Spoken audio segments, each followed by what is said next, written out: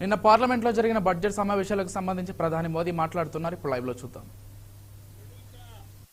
और युवाओं को बुनियादी सुविधाएं देने और आय के स्थायी समाधानों से जोड़ने पर है। हमारी सरकार मूलभूत सुविधाओं के सैचुरेशन पर काम कर रही है और ये बात मैंने लाल किले पर से भी कही थी। अब मैं एक छोटा उदाहरण देता हूं, जैसे जल जीवन मिशन। अब हम हमेशा सुनते आए हैं, गांव में, घर में, समाज में, सरकार में, राजनेताओं में, सब में क्या सुनते हैं? हर कोई कहता है जल ही जीवन है। सुनना तो बहुत अच्छा लगता है, लेकिन ये भी सच्चाई है। पानी की दिक्कत, पानी की कमी, गरीब के जीवन की, महिलाओं के जीवन की सबसे बड़ी चुनौतियों में से एक है और आजादी के 75 साल के बाद भी है।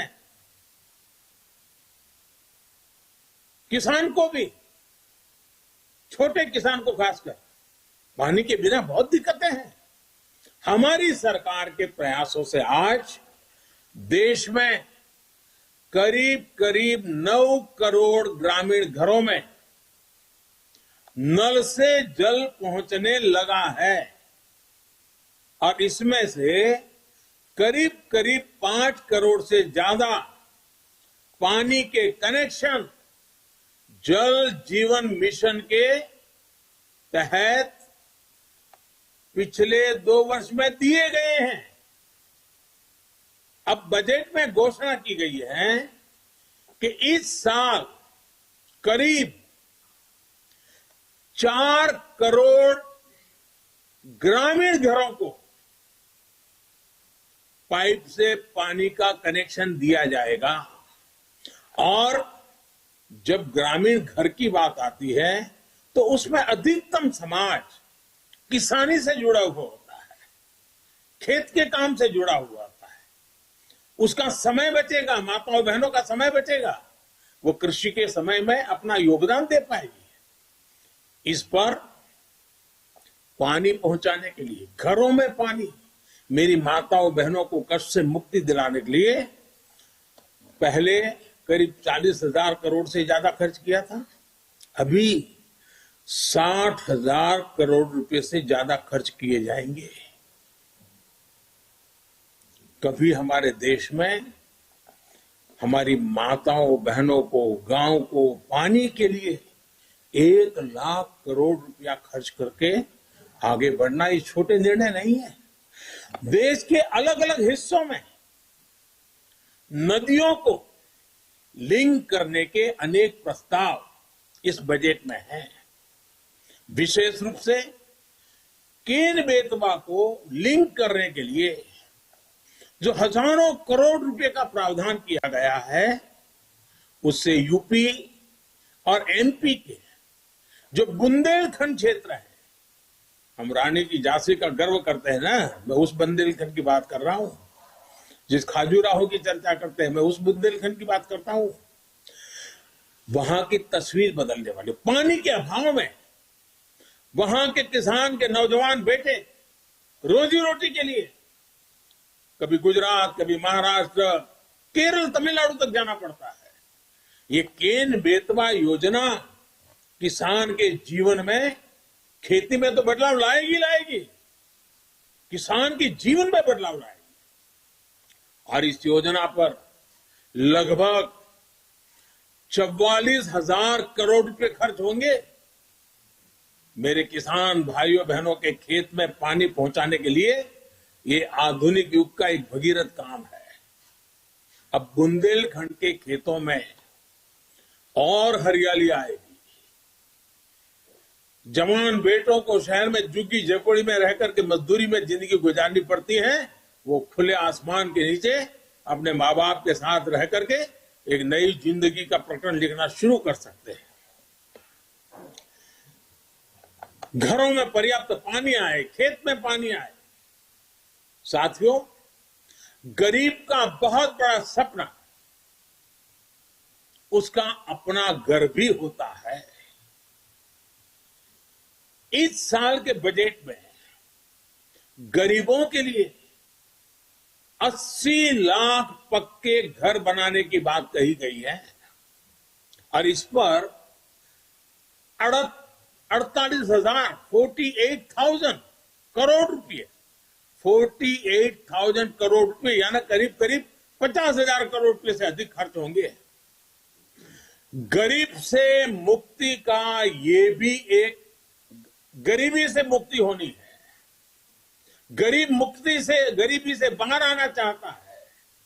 जब घर मिलता है ना, उसका एक हौसला बन जाता है। हम कभी गरीबों की ताकत जानते नहीं थे। सिर्फ गरीबों का राजनीतिक उपयोग करने वाले लोग बहुत हुए इस देश में। एक छोटा सा प्रयास, जनधन अकाउंट। गरीब को जब जनधन अकाउंट मिला ना, उसका स्वाभिमान जग गया और लाखों करोड़ रुपए की बचत में गरीब भी आगे आया है। अगर एक जनधन अकाउंट उसकी जिंदगी बदल सकता है, तो गरीब को जब छत मिले, गरीब को जब घर मिले, तब उसका जीवन कितना बदल जाता है, इसका हम देख करके बता सकते हैं। जो भी उन परिवारों को देखेगा, उसका विश्वास बढ़ेगा। और इतना ही नहीं, सरकार जो घर बनाकर इन्हें देती है, वो घर इन गरीबों को एक तरह से लखपति बना देती है। मैं जब छोटा था, लखपति शब्द बहुत बड़ा लगता था।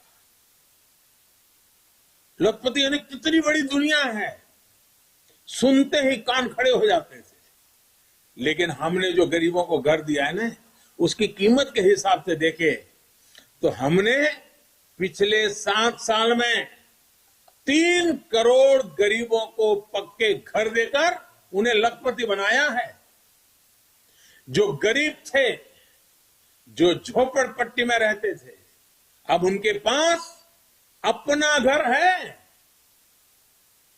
पहले के मुकाबले हमारी सरकार ने इन घरों के लिए राशि भी बढ़ाई है और समय की ध्यान को रखते हुए घरों की साइज भी बढ़ाई है, ताकि बच्चों की पढ़ाई न छूट जाए, बच्चों के लिए पढ़ाई के लिए जगह मिल जाए।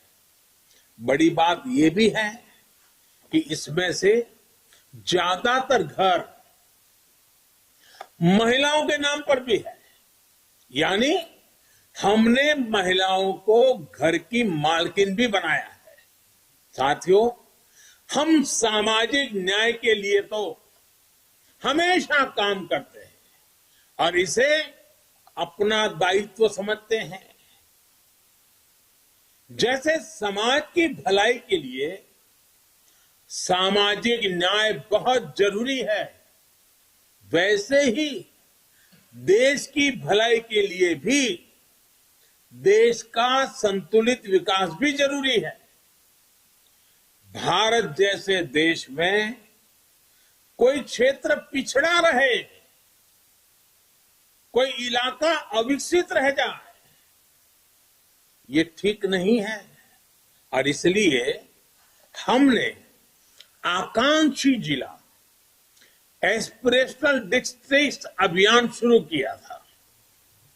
इन जिलों में गरीब की शिक्षा के लिए, गरीब के स्वास्थ्य के लिए, गांव की सड़कों के लिए, बिजली पानी के लिए जो काम हुए, उसकी प्रशंसा संयुक्त राष्ट्र ने भी की है।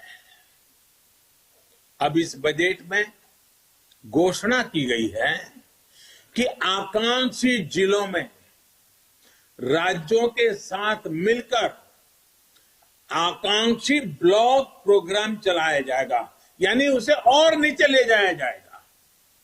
यानी विकास का लाभ आखिरी छोर तक पहुंचाने का एक वैज्ञानिक तरीका है और धन का सदुपयोग करने का, संसाधनों का ऑप्टिमम यूटिलाइजेशन करने का और फोकस एक्टिविटी करने का एक रास्ता है। ग्रामीण क्षेत्रों में ब्लॉक स्तर पर जरूरी सुविधाएं पहुंचे, इस पर सरकार का जोर है।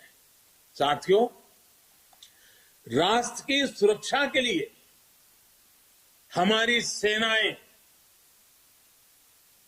एयरफोर्स हो, नेवी हो, आर्मी हो, हमारे जवान दिन रात डटे रहते हैं, जान की बाजी लगा देते हैं। लेकिन ये भी सच्चाई है कि हमारे सेना के जवान जो सीमा पर तैनात है, हमारे सुरक्षा बल के जवान जो सीमा पर तैनात है, उनको वो सीमावर्ती जो गांव है ना, वो भी एक प्रकार से किले का काम करते हैं। और उन सीमावर्ती गांवों का देशभक्ति का जज्बा भी अद्भुत होता है। अभावों के बीच, संकटों के बीच, मुसीबतों के बीच सीमा पर रहने वाले छोटे गांव के लोग दिन रात देश की रक्षा के लिए सजग रहते हैं। अब समय आ गया है